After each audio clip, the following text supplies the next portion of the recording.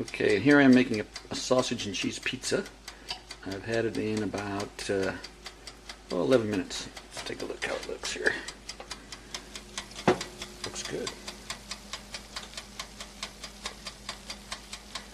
But I had it in, set it at 450 degrees at about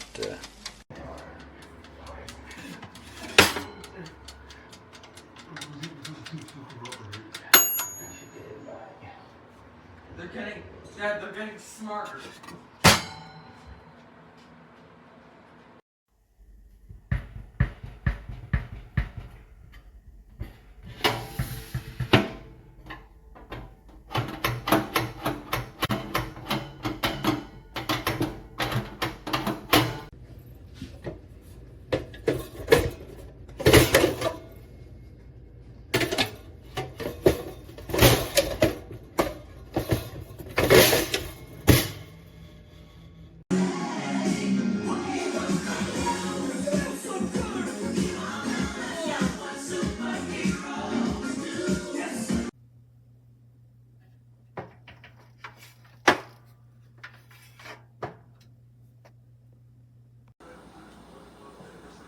Producto lo recibí quebrado.